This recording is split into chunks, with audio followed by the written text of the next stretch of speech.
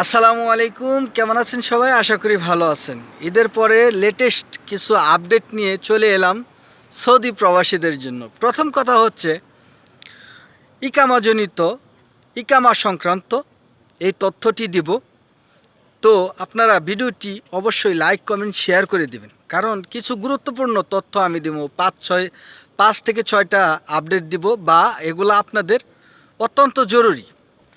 এক নম্বর কথা হচ্ছে, অনেকেই প্রশ্ন করেন যে ভাই আমার ইকামা হচ্ছে না বা আমার ইকামা কফিল দিচ্ছে না।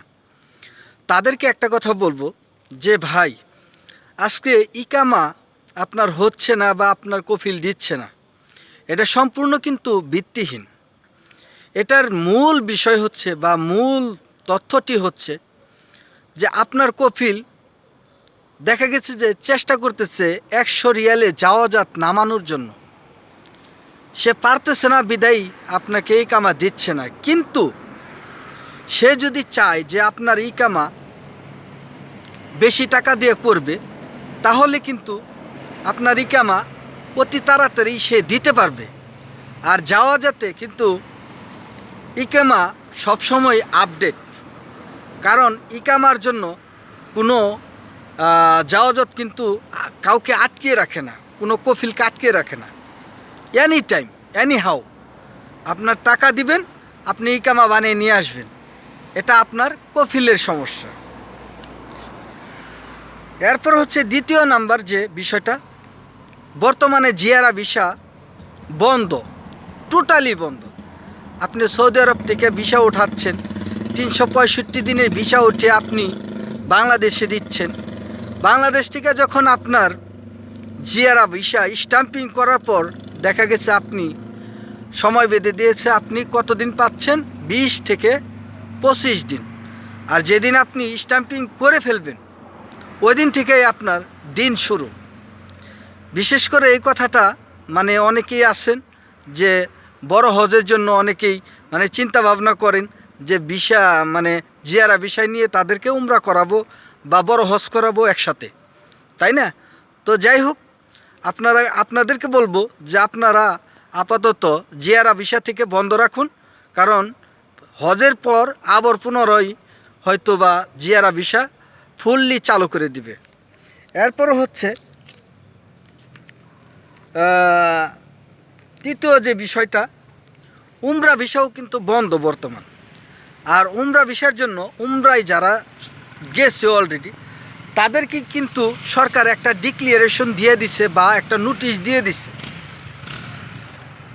রানিং এপ্রিল মাসের 29 তারিখ পর্যন্ত, অর্থাৎ রানিং 29 তারিখের মধ্যে সৌদি আরব তাদেরকে ত্যাগ করতে হবে। যারা উমরা ভিসায় বর্তমানে আছেন, উমরা করার জন্য গেছেন, তাদের কিন্তু এই 29 এপ্রিলের মধ্যে দেশে চলে আসতে হবে। যারা অন্যথায় আসবেন না, তারা কিন্তু অবৈধ হয়ে যাবেন, আর ধরা খাইলে আপনাদের নিশ্চিত জেল দিবে।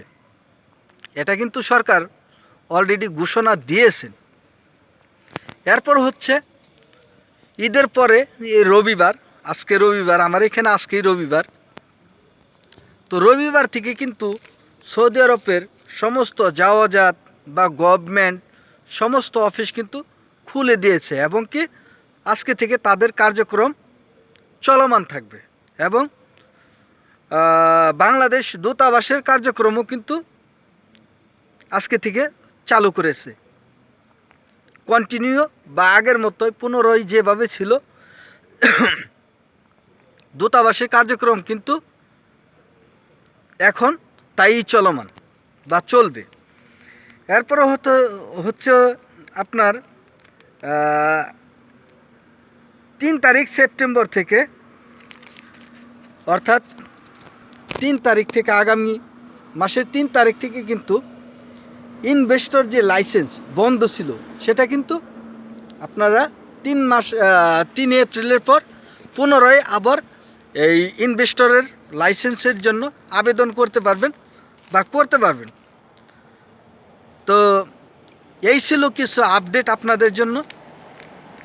তো বিশেষ কোনো বা আরও কোনো আপডেট পেলে আপনাদের সাথে সাথে জানাবো। তো আশা করি সবার ঈদ ভালো কাটছে, এবং প্রবাসীদের জন্য সবসময় দোয়া করি সবাই ভালো থাকুক এবং কি নিরাপদে চলাফেরা করুক। যাদের একামা নাই বা যাদের একামা এক্সপায়ার তাদেরকে বলবো যে আপনারা সবসময় চলাফেরা সাবধানে করবেন, সতর্কতা হয়ে চলবেন এবং কি যেখানে ভিড়, যেখানে মানে মানে বেশি লোক সেইখানে আপনারা থাকবেন না। তো এই ছিল আপনাদের জন্য। যদি ভালো লাগে তাইলে ভিডিওটি অবশ্যই প্রবাসী হিসাবে লাইক কমেন্ট শেয়ার করে এবং আমাদের চ্যানেলটি সাবস্ক্রাইব করে বেল আইকনটি দিয়ে দেবেন। আজকের মতো আমি আমিনুল এখানেই বিদায় নিব। আসসালামু আলাইকুম, শুভরাত্রি।